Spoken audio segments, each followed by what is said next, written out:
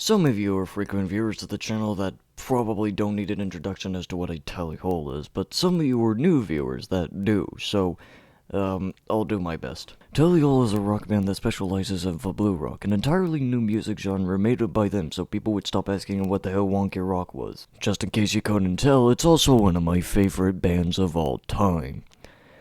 Each of their songs are really catchy, well put together, and unique in terms of both everything else on the market and each other. From Good Day to Welcome to Tally Hole, Taken for a Ride, The Bidding, Be Born, The Ruler of Everything, Hymn for Scarecrow, Faith is Stars, Blocka Blocka, and so on. I'd strongly recommend that you listen to all their songs and even their side projects. Except two of. All my homies hate two of. But leaving out most of their side projects, the group as a whole has had a relatively short career. Their first studio album, Marvin's Marvelous Mechanical Museum, was released in 2005 under Quack Media shortly after the band's 2002 formation, and would see a remaster in 2008, which is the version that appears on streaming services like Spotify and YouTube.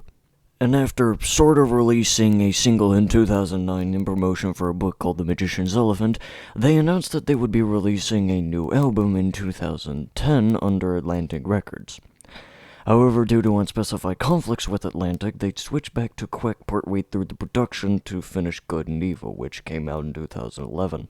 These, and their cover of Just a Friend by Biz Markie, Sans Light Night, are the only songs to have officially been released on streaming. After the group finished touring for Good and Evil in 2011, they announced a brief hiatus. The band would never return from their hiatus, and each of its members would work on their own solo projects and independent careers in the long period following the announcement of their break. And it's likely for various unspecified reasons that the band will continue to be in hiatus for the foreseeable future. So, even though the band hasn't officially broken up, unofficially they pretty much disbanded in 2011. However, that's just talking about their officially released original material. Their actual discography is a lot longer, although most of that is comprised of demo EPs, which had comprised the majority of the band's musical activity as recently as 2015. These are collections of early drafts of songs that they intended to record in an actual studio and release on an actual studio album much later on. The track lists of both albums may seem decently long already, but the track lists of these albums were intended to be much longer, especially Marvin's. However, due to time and budget constraints, many of these songs were either saved for much later on, like The Mind Electric, or Time Machine, or I'm Gonna Win, or were left to die in a ditch. And some songs were written by the band, but were only ever recorded live, or never recorded at all. And that's what this video is gonna go over, all of the unreleased material by Tally Hole that I feel like going over today. And to start out this discussion is one of my personal favorites from the admittedly incomplete Demos EP from 2015. I've actually personally made a cover of this song, and I've talked about it in the 12th episode of Telly Talks, that being Color Be Gone. This one is just one of my personal favorite Tally Hole songs, period. I may not know what it's about, I may not know which one of these five guys in ties is the mad genius behind this, but god damn, it has such a powerful melody, such wonderfully cryptic lyrics that use imagery drawing from the natural world, and medieval Europe, strangely, and a pretty strangely finished and polished sound. I think that this was actually recorded during the Good and Evil production state and was intended to be on the album, but was later cut due to time constraints. It also just sounds very similar to other songs on Good and Evil, especially with the flutes. And I think it would have made as a very excellent hidden track, if not just an actual final track. Nothing against Faith of the Stars, but Color Be Gone just has such a dramatic, almost melancholic feel to it, that it definitely seems fitting as a sort of send-off song. If by some very lucky chance the band gets together to make a third album, I think that this should be the last song. Or maybe it could be released as a side project, like what happened with Time Machine or The Mind Electric. Either way, I really like this song, and I really want to see it be officially released in some capacity. This next one is another one from the admittedly incomplete Demos EP. Go. That's the actual title. And it's about someone breaking up from a relationship and explaining that the person he's singing about refuses to improve and whatever, yada yada. It's not exactly confirmed who made it, but I mean, you can just kinda tell it's Rob. Given the way it's placed in the EP, it might have been written for Good and Evil, or during Good and Evil. I don't know. This one's pretty good. I'd also recommend it. It's nice and chill. I kinda like the vibe of it. I think this one should also see an official release at some point, because it sounds nice. That's all. On a similar note to go is one from the Complete Demos EP and the Pingree EP. Stationary Love and Yearbook, respectively. Stationary Love is about, a breakup, and Yearbook, I don't know, something to do with love. Maybe stalking, I don't f***ing know. The only interesting thing about Yearbook is that it predates Tally Hole, and then it was brought back for the Pingree EP, and then left to die again. The fucking cockroach. There's a goddamn cockroach on my desk. Fucking. Where the fuck? God damn it. Fucking.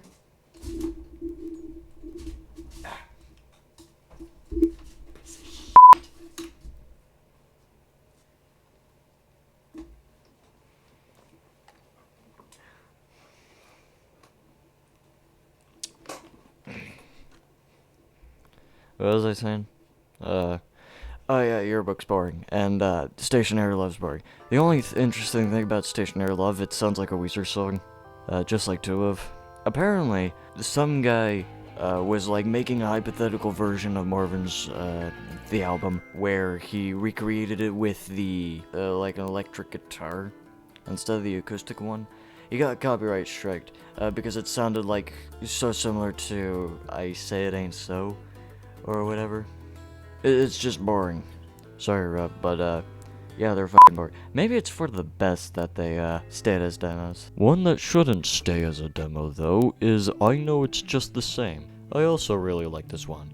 I kinda dig the reverb on the guitar. It fits the whole slow 50s rock kinda vibe it's got. I kinda dig it. Apparently, the guy who made a fan-made music video for this was friends with someone who is friends with Rob Cantor.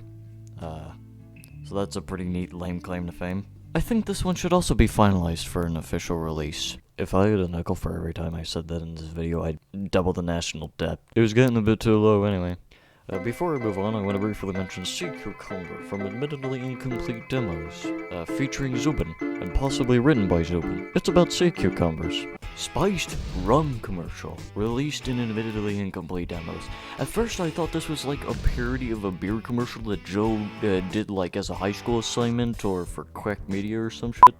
But no, this was actually made for a real commercial for an actual spiced rum brand, Captain Morgan specifically. And knowing that an actual commercial could have featured this, is kind of interesting and a little bit funny. And now I want to see it become an actual commercial. The reason why it didn't get greenlit though is a little unknown. It might have been vetoed by another member of Tally Hole, or maybe it was rejected by the Captain Morgan execs, probably to avoid legal trouble with Bacardi. Songs that were made by Joe before Tally Hole were the Gobbled Chicken song and Le Fruge Bay. The Gobbled Chicken song is straightforward. It's chickens. The fuck you want from me?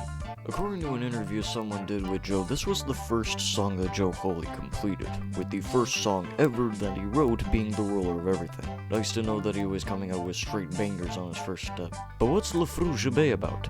Nothing. It's a nonsense song with gibberish lyrics that were made to sound French.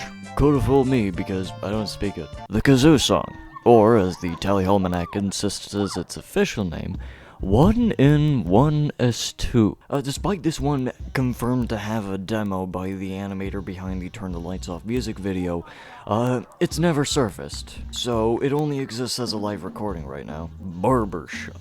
That's not its official name, we just don't know what it's called. This one was recently played by Joe in an Instagram video.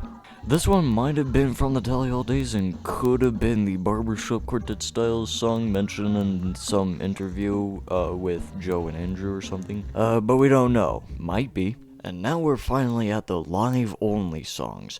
Songs that were written but were only ever performed live and basically never demoed. Kinda. The first entry in this section is kinda cheating because it technically does have a demo, but it's never surfaced. So it only exists as a live recording. And the recording itself is,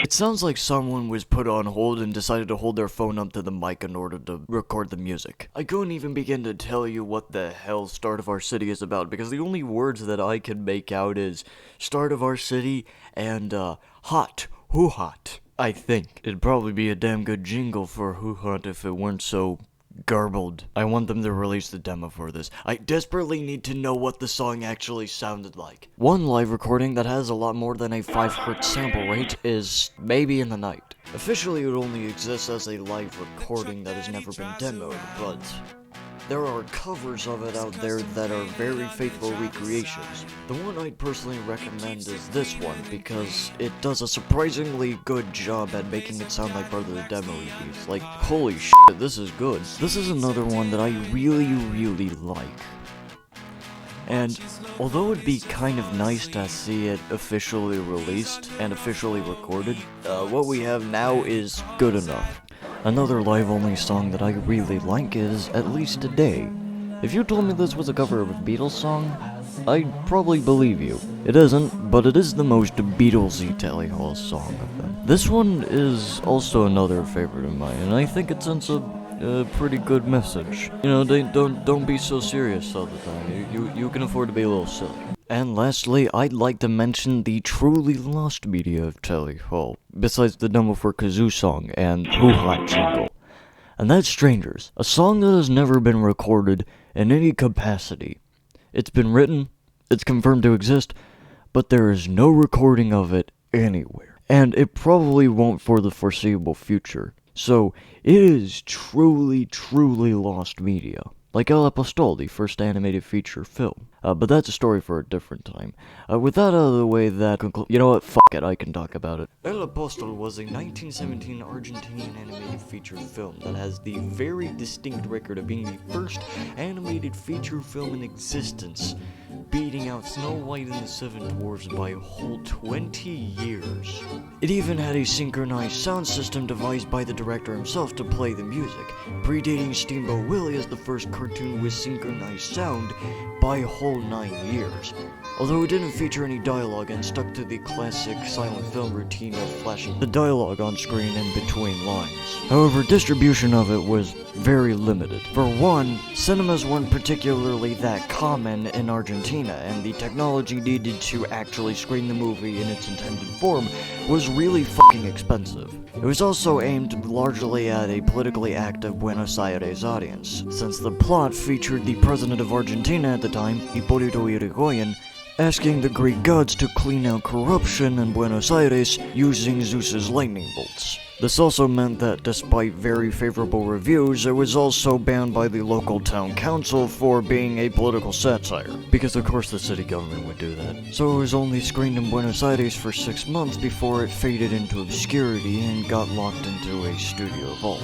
The studio then caught on fire, destroying the only copy of the film as well as a significant portion of Cristiani's other works. The rest of Cristiani's work was then destroyed in 2 separate studio fires, once in 1958 and the other in 1961. Meaning that, of all the films that Cristiani made, only one of them survives. And the only evidence for El Apostol predating Snow White as the first animated feature film was records from the time mentioning it, newspaper reviews, recollections of the staff that worked on it, and cinema catalogs. However, there is one surviving animated film that still predates Snow White by over 10 years, The Adventures of Prince Ahmed, a German animated film from 1926. An adaptation of several stories from 1001 Night by Hannah Diab, who, despite being named Hannah, is a man. However, the director of the movie was a woman named Rosa. I am not finishing that. And unlike El Apostol, this one did not have any form of synchronized sound. Or any sound for that matter, save for German intertitles, or a presumed orchestra that was hired to play music during the screening of the movie. Anyway, with that out of the way, that concludes my ramblings about the unreleased Tally Ho songs. If they ever make a third album, I think that they should include Color Be Gone, Go, Maybe in the Night, Start of Our City, At Least a Day, I Know It's Just the Same, and probably Light Night. And also the Welcome to Tally Ho reprise. Just as a little throwback. As always, I'm Jimothy Ethimish, and I'll see you next month. Or 2 weeks after this video comes out, I don't fucking know.